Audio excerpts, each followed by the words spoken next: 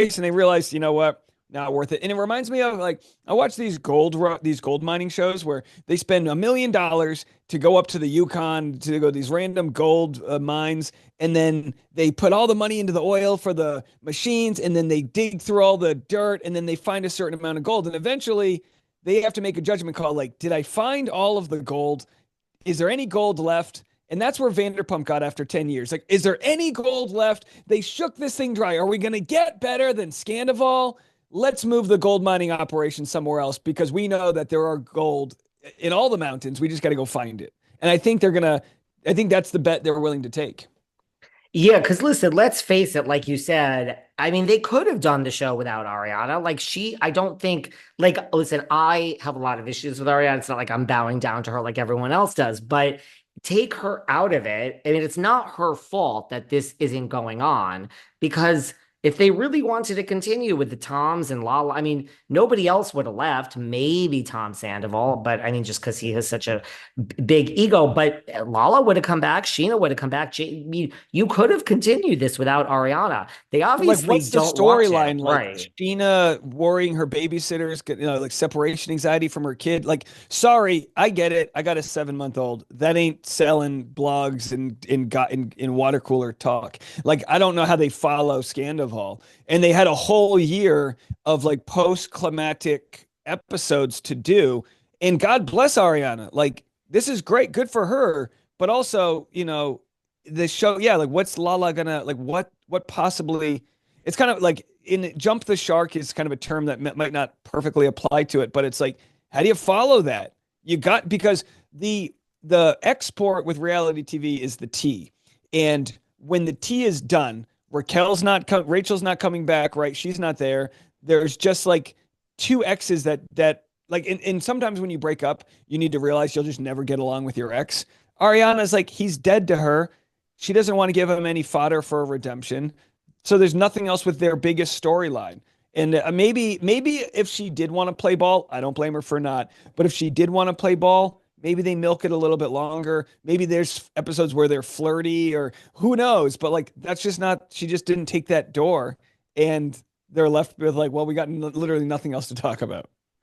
And look, I don't blame her either. It's like you are the one making the money. I don't know how much you were paid to host Love Island, but it wasn't zero. I mean, you may not have gotten a lot to star in Chicago because it's Broadway, but when you go back to Chicago for a second run, I'm sure you're paid a shitload of money to come back after a huge successful. So she also did an interview recently. She said she's done with reality TV.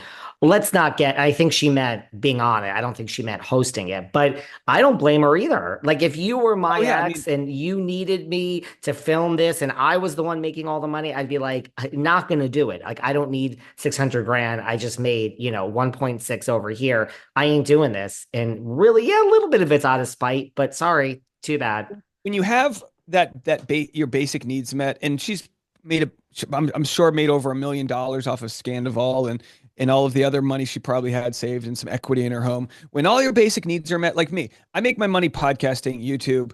I do stand-up comedy. I'm gonna go do comedy for $30 tonight. I'll do it for free. I love to do that. For her to go on Chicago and get that performance high, and then to be able to go on her dating hosting show and know that her export is not her character.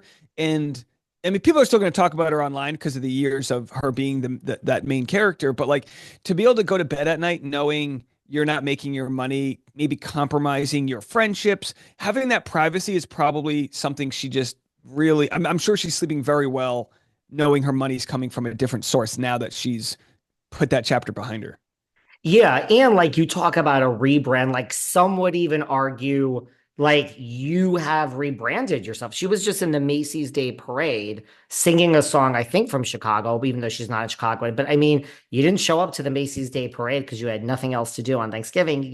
There's a check that was put. So it's like there is a rebrand, right? And also you're in Chicago. It is on Broadway. You now have a Broadway credit.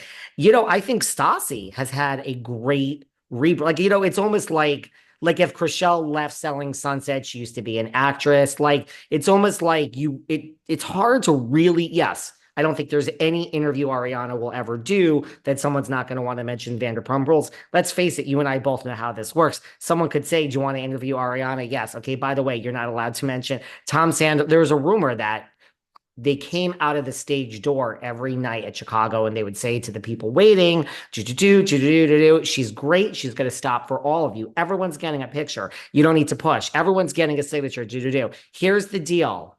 If you mention Tom Sandoval or Scandoval, it's over. She will drop the pen and walk away. So we don't want that. So it's like, you know how these interviews go. Eventually, you want to interview, like there'll be major media outlets that will be told, you do not mention Tom Sandoval in this interview, which I don't think even a lot of them do. They probably just mention Vanderpump Rules.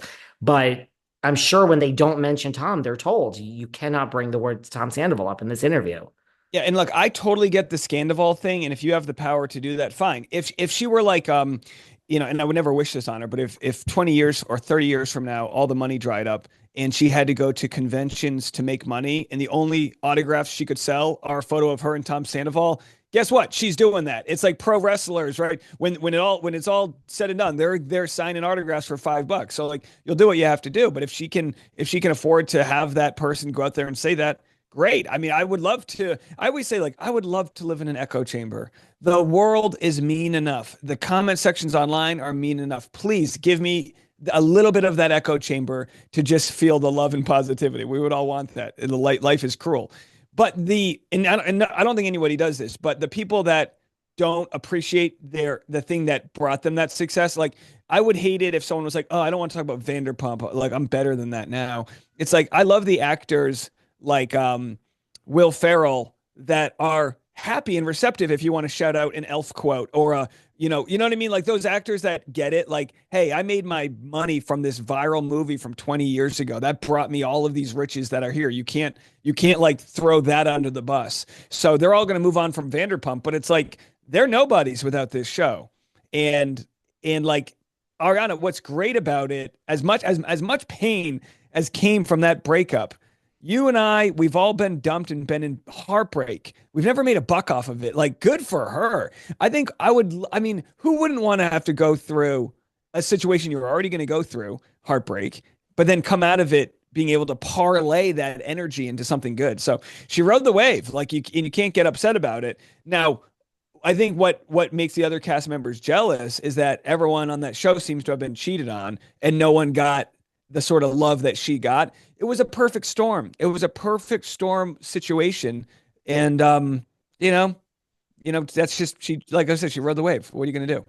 What are you going to do? I mean, it just is what it is. I'm shocked that personally that it's still going. It's nothing against her. I'm shocked that there was the Macy's Day Parade. And like, that's where it's like, to me, you have rebranded yourself. I put Stassi in the same boat. I mean, let's not forget, Stassi was fired during, BLM and that whole thing with Faith. Lisa Vanderpump in a new interview has said, first of all, that was not my decision. I don't have a say in the matter. It was a network decision. And she's like, yeah, that was so inappropriate. I don't agree with that decision. I don't think Stassi should have gotten fired. This is what Lisa says today. But Stassi she's going to be on Vanderpump Villa because it's part of her contract with Hulu, which is helping Lisa. And Stassi has her own show now coming to Hulu.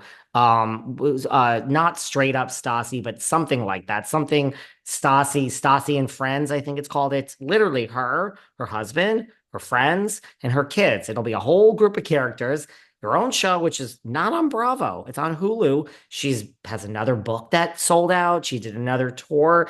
I mean, she has bounced back and now it's not Vanderpump. Oh, her podcast, you know this? She just got $1 million deal. I think it's $1 million from not Hulu. It's somebody. She just got it's not Call Her Daddy. It's not 120 million or whatever, but I think it was $1 million deal guaranteed because her podcast it's not as big as Call Her Daddy or Joe Rogan, but it was something like that. So she now has a podcast deal.